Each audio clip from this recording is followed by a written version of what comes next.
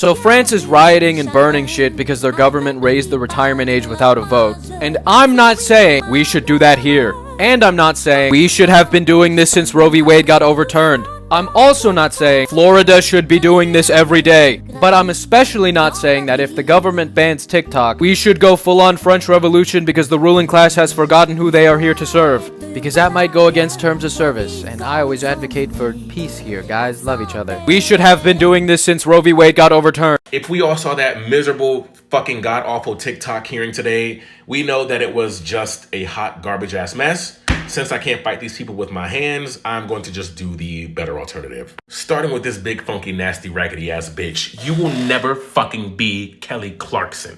You bitch, you look fucking dead inside. And you're washed, you're done. I know you old enough to have seen a couple of solar eclipses in your lifetime. Stop looking up at the sun. It's not good for your eyes or your skin. Shit's drooping in hell. This one right here, your face, didn't think it was possible. Got whiplashes from taking standardized tests back in high school. You look like a math problem, a geometry problem I can't figure out. Bitch, show me them receipts. I want to see the property taxes. I know you got a white van in your garage somewhere. Cut it the fuck out. You need to bring your damn plastic surgeon in this damn hearing. Bitch, that facelift is criminal. God awful, actually. This bob, it sucked. And it wasn't giving any burgers, bitch. I would never compare you to a queen like this, but I see where the inspiration come from. You unprofessional as hell. Because how you work in the field of medicine looking the way you look? Skin dry as hell, hair tapped as fuck. Coming up to work looking any kind of way, giving who advice about mental what? I would say that you look like Willem Dafoe, but that would be disrespectful to my king. But I know when you're not taking money from corrupt CEOs that you cosplay in your free time, you fucking fuck. Motherfucker, I know you got pickles under your goddamn tongue. Get off of the goddamn panel and go spit them out. I don't know how you was raised, but baby, we don't talk with food in our mouths, okay? Your name is Wahlberg, so this shouldn't even... I know you hate Asian people. I know what you do in your free time, bitch. And I'm gonna need to investigate. To the American people watching today, hear this: TikTok is a weapon by the Chinese Communist Party to spy on you, manipulate what you see, and exploit for future generations. A ban is only a short-term way to address TikTok, and a data privacy bill is the only way to stop TikTok from ever happening again in the United States. I yield back. Start out by saying, Mr. Chu, that I don't find what you suggested with Project Texas and this firewall that's being suggested to whoever will be acceptable to me. In other words, you know, I still believe that the Beijing Communist government will still control and have the ability to influence what you do. And so this idea, this Project Texas, is simply not acceptable. Recent report, TikTok is on target to make between $15 and $18 billion in revenue this year. Is that an accurate forecast? Congressman, as a private company, we are not sharing our revenue numbers that's what you publicly. would say. How much money will TikTok make by delivering personalized advertisements just to your users in the United States? Will you give me that information? Again, Congressman, respectfully, as a private company, that's we're what not you would disclosing say. that. Look,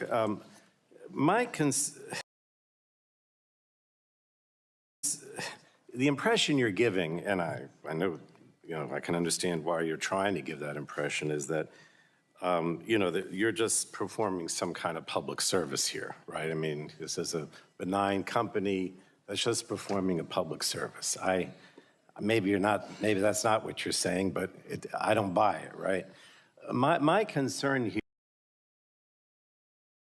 So Facebook spent millions lobbying Congress to ban its #1 competitor. And it could work because Congress is full of old fucks that don't represent us. But look at all these options we have, guys. Look at all these places that you can find me if TikTok ever gets banned. We have platform owned by Mark Zuckerberg, platform owned by Jeff Bezos, platform owned by Elon Musk, and even platform owned by Google. God, I fucking hate old people.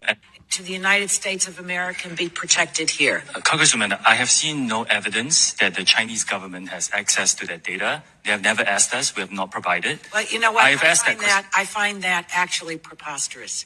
That granny ass wig you got on is preposterous, bitch. Mr. Chu, do you have any legal standing as to why you would let an 8-year-old on your app in this country, but not in Singapore? Well, sure thing, dumbass politician.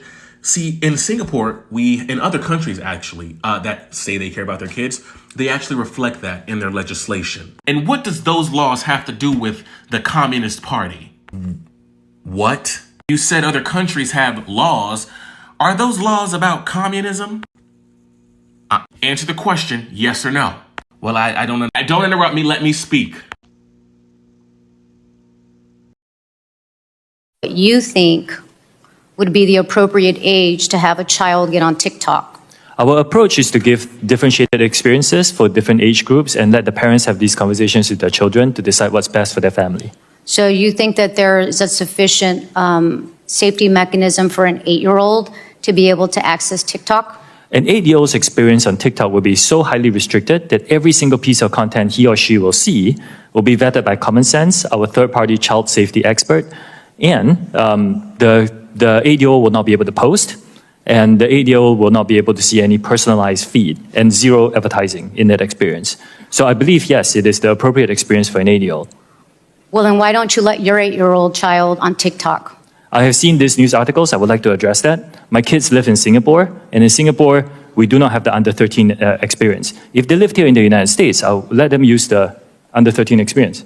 If you care about the TikTok ban, you're going to want to see this. This website is called Capital Trades. You can go down and click politicians, and you can enter the name of any of the politicians that you saw asking questions today and see what they invest in, like Dan Crenshaw. Representative Crenshaw was one of the more belligerent members today of the committee. But I think it's understandable when you see what he invests in Alphabet, Amazon, Apple, Meta, all companies that stand to benefit from this TikTok ban. I brought this up earlier in the week, but a lot of people didn't see it. But the thing that you have to realize is this TikTok ban really isn't a ban on TikTok. Here's the bill, links in my bio, but it actually seeks to give the government the ability to criminalize or ban pretty much anything, or at least anything connected to the internet or is any kind of technology. Mark Warner, the senator who introduced this bill, is a tech sector venture capitalist investor. Looking through his disclosures, he invests in pretty much every sector that this bill would touch. He's not on TikTok, but he is other places where you can find him and let you know how you feel about his internet censorship bill. While you're on those other apps, maybe check out these people. These are just the House reps on this committee who have investment conflicts. There's a lot of them. Politicians really like their insider trading. I mean, it's hard to blame them. Rep Harshberger here disclosed 4 different buys of Meta stock earlier this year. Wouldn't you know, in that time, the stock price went up from $141, the price that she bought it up, and now it's $204. Rep Harshberger here saw a 44% return on that investment in less than 3 months. Again, it's easy to see why they really like insider trading. If you want another fun game, search the names of all the politicians who talked about protecting children today and their history on voting on gun reform. I just don't know that many schools that have had to lock down because of TikToks. I don't think ownership is the issue here. With a lot of respect, American social companies don't have a good track record with data privacy and user security. I mean, look at Facebook and Cambridge Analytica. Just one example. Taking away from ByteDance. I'd like to ask you some questions about that and how a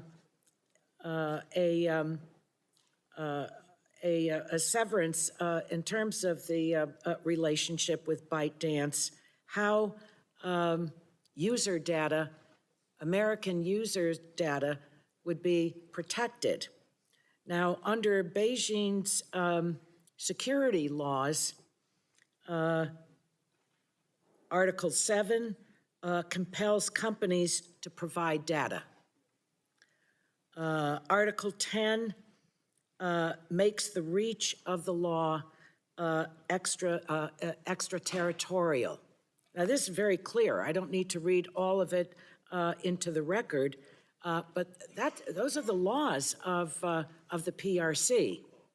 How does ByteDance, how does TikTok, rather, how do you convince the Congress of the United States that there can be a clean break? Here's what you're not being told about the upcoming TikTok ban. I'm a Seattle area news camera guy. I film overnight and sell it to local and national news every day. But I also get paid to share on here what the mainstream media skips or doesn't have time for. And I get paid a lot, more than many of the other influencers we all know and love on this platform. I'll tell you how much shortly and why. Television news can't run it all, skipping murders, violent crime sprees, and other types of incidents that leave behind victims and lives lost, whose stories would otherwise never be told to a large audience. I tell those stories here. And TikTok started to realize creators like myself with longer, more informative content are a big part of the platform's future as they turn more into a search engine and information sharing space like YouTube.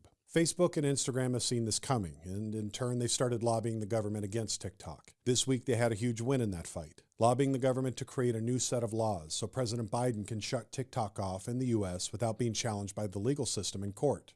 Not that long ago, President Trump also banned TikTok, but he was challenged in court and lost. Now, any sitting president can do this without any legal challenge. Recently, Meta announced they will stop paying creators for the Reels platform they created to compete with TikTok. Meta is deciding to keep the revenue instead of doing what TikTok does, paying the creators that the viewers decide are creating the best content. This shows that they're realizing they're not going to have any significant competition again. Creators like myself were approached by TikTok earlier this year to participate in a newer, longer format creator fund. They wanted more in-depth, informative, engaging content. A viewer has to watch one of my videos longer than the typical short-form videos to even qualify as a view. This is a shift from the 7-second quick hits or thirst traps from the past. To incentivize this, they're even paying creators like myself over 20 times more per view than the old system. People like me can now work our own hours and tell the stories that I want to tell. Here I have over 140,000 followers, and I have over 6 million views this month alone. Instagram, I put up the exact same stuff and get a fraction of that. Facebook, even less. Other platforms suppress, while TikTok gives me reach. And that's the big difference. Instagram promotes sponsored content and selected creators. TikTok pushes organic content the viewers pick. The fact that a Chinese company is the platform pushing organic free speech to the masses while still maintaining a quick hand on harmful content may at first seem ironic, but it also should tell you there's a lot more to the story than you're being told. Meta, like other apps, are willing to share its data for a price to anyone willing to pay the price. We've seen this in our previous elections. Everything we do on our phones is for sale now. And simply singling out one app to ban instead of creating a system to manage this new challenge is wrong, not within the free market, and very un-American.